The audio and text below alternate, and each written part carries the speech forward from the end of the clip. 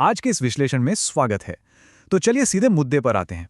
कभी ध्यान दिया है कि दुनिया के एक कोने में होने वाली घटना दूसरे कोने में कैसे असर डालती है? इसे ही रिपल इफेक्ट कहते हैं।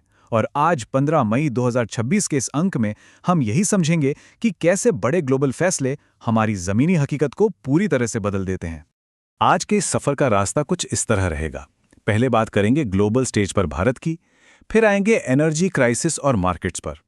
उसके बाद थोड़ी चर्चा होगी एआई और टेक बूम की, फिर आएंगे हीट वेव्स पर, और आखिर में सोसाइटी और कल्चर के ट्रेंड्स देखेंगे। कूटनीति के टॉप लेवल से लेकर हमारी डेली लाइफ तक का पूरा सफर। तो शुरुआत करते हैं पहले हिस्से से, India on the global stage. India on the global stage. पूरी ग्लोबल तस्वीर को समझने के लिए हमारी नजर सबसे पहले दिल्ली में चल रही ब्रिक्स विदेश मंत्रियों की बैठक पर होनी चाहिए। यहां सबसे दिलचस्प बात क्या थी? प्रधानमंत्री नरेंद्र मोदी का बयान। उन्होंने साफ तौर पर यूएन सिक्योरिटी काउंसिल में बदलाव की जोरदार मांग की। उनका कहना है कि यूएन का मौजूदा ढांचा एक पुराने युग को दर्शाता है और अब वक्त आ गया है कि दुनिया के मंच पर ग्लोबल साउथ यानी विकासशील देशों की आवाज को और मजबूत किया जाए। अब ये देखिए, मिडिल ईस्ट के तनावों के बीच भारत का जियोपॉलिटिकल बैलेंस देखना सच में काफी इंटरेस्टिंग है। एक तरफ हम ईरान और इजराइल के बीच के जटिल रिश्तों को बड़ी सावधानी से हैंडल कर रहे हैं, और ठीक उसी वक्त यूएई और बाकी खाड़ी देशों के साथ अपने डिफेंस और पेट्रोलियम के रिश्ते और गहरे कर रहे हैं। एक बेहद नाजुक बैलेंस है ये। चलिए आगे बढ़ते हैं। Section 2, energy crisis and markets. Energy crisis and markets. देखते हैं कि कैसे ये ऊपर ऊपर से दिखने वाले इंटरनेशनल झगड़े अचानक से हमारी इकॉनमी पर भारी असर डालने लगते हैं। इस इकोनॉमिक चेन रिएक्शन को थोड़ा स्टेप बाय स्टेप समझते हैं। होता क्या है? सबसे पहले मिडिल ईस्ट में कॉन्फ्लिक्ट और ईरान के साथ टेंशन बढ़ती है। इसकी वजह से दुनिया भर में कच्चे तेल की कीमतें अस्थिर हो जाती हैं। तेल महंगा होता है तो सीधा असर हमारे रुपए पर पड़ता है, और इसका फाइनल रिजल्ट, एविएशन फ्यूल इतना महंगा हो जाता है कि एयरलाइंस को अपनी इंटरनेशनल फ्लाइट्स तक कम करनी पड़ जाती हैं। यह साफ दिखाता है कि चीजें कैसे एक दूसरे से जुड़ी हैं। लेकिन इस टर्बुलेंस के बीच एक अच्छी खबर भी है। हाल ही में भारत और यूएई ने स्ट्रेटेजिक पेट्रोलियम अग्रीमेंट पे साइन किए हैं, और सच कहूं तो यही वजह है कि विदेश में चल रहे इतने बड़े तेल संकट के बाद भी हमारे देश में एलपीजी गैस की सप्लाई बिल्कुल नॉर्मल है। ये नए अग्रीमेंट्स ही हमारी एनर्जी सिक्योरिटी को बचाकर रख रहे हैं। और इन सब ग्लोबल हलचलों का असर मार्केट पर कैसा है? फाइनेंशियल मार्केट्स आज काफी वॉलेटाइल हैं। इंडियन स्टॉक मार्केट में काफी ऊपर नीचे देखने को मिल रहा है।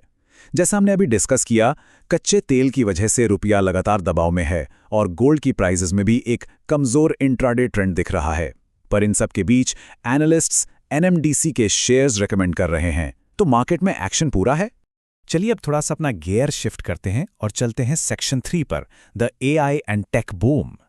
इतनी सारी अनिश्चितताओं के बीच एआई की दुनिया में जो धमाका हो रहा है, उस पर बात करना तो बनता ही है। इस पूरे टेक बूम की जड़ में है जेनरेटिव एआई। आसान भाषा में कहें तो ऐसी टेक्नोलॉजी जो बिल्कुल नया कंटेंट खुद बना सकती है। इस एक टेक्नोलॉजी ने स्टार्टअप्स में आने वाले इन्वेस्टमेंट्स की बाढ़ सी ला दी है। और हाँ, इस भारी इन्वेस्टमेंट के साथ साथ दुनिया भर में एआई को कंट्रोल या रेगुलेट करने पर भी बड़ी बहसें छिड़ गई हैं। वैसे एआई का असर सिर्फ बड़े आईटी कंपनियों तक सीमित नहीं है। आईटी कंपनियां तो ग्लोबल लेवल पर एआई प्रोफेशनल्स की बम्पर हायरिंग कर ही रही हैं, लेकिन इसके अलावा भी बहुत कुछ हो रहा है। एडटेक प्लेटफॉर्म्स नए एआई लर्निंग फीचर्स ला रहे हैं। क्रिएटर्स धड़ाधड़ एआई वीडियो और वॉइस ओवर टूल्स यूज कर रहे हैं, और तो और नए स्मार्टफोन्स भी अब एडवांस्ड एआई फीचर्स के साथ ही मार्केट में आ रहे हैं। एआई अब लिटरली हर जगह है। डिजिटल बादलों से निकलकर अब जरा जमीन की हकीकत पर वापस आते हैं। Section 4, heat waves and climate realities. ये बदलती जलवायु की एक ऐसी गंभीर चुनौती है जिसे हम आज सीधे तौर पर झेल रहे हैं।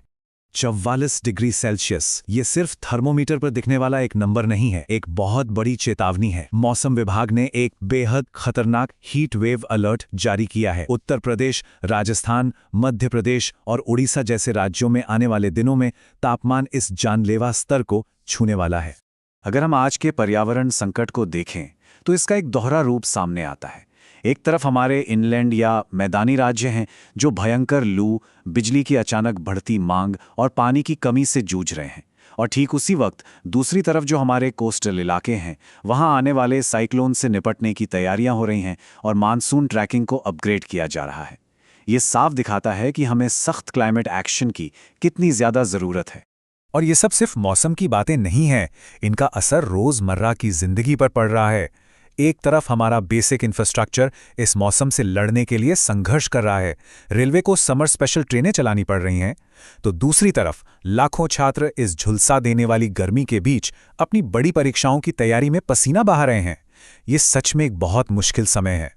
आखिर में चलिए अपने आखिरी हिस्से की तरफ बढ़ते हैं। Section 5, cultural and societal trends. Cultural and societal trends, इन सारे ग्लोबल इश्यूज और गर्मी के बीच हमारे समाज की सांस्कृतिक धड़कन अभी भी पूरी तरह से जिंदा है। थोड़े हल्के नोट पर बात करें तो स्पोर्ट्स का जुनून हमेशा की तरह टॉप पर है। भारत अभी भी शान से T20 वर्ल्ड कप का डिफेंडिंग चैंपियन बना हुआ है और अगले सीजन के आने से पहले ही स्पोर्ट्स की दुनिया में नई IPL ट्रांसफर रूमर्स ने माहौल गर्म कर रखा है।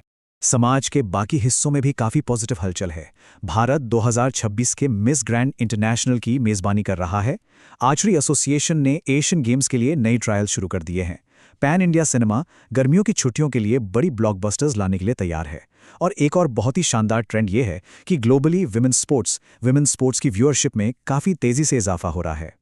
इस विश्लेषण को खत्म करने से पहले एक बड़ा सवाल जिसे छोड़कर मैं जाना चाहूंगा। एक तरफ टेक्नोलॉजी और ग्लोबल इन्फ्लुएंस रॉकेट की रफ्तार से बढ़ रहे हैं, लेकिन दूसरी तरफ बदलते पर्यावरण की वजह से हमारी फिजिकल लिमिट्स सामने आ रही हैं। तो आखिर हम इन दोनों के बीच बैलेंस कैसे बनाएंगे? ये एक ऐसा सवाल है जिसका जवाब हमें मिलकर ढूंढना होगा। तो आज के इस सफर में सिर्फ इतना ही।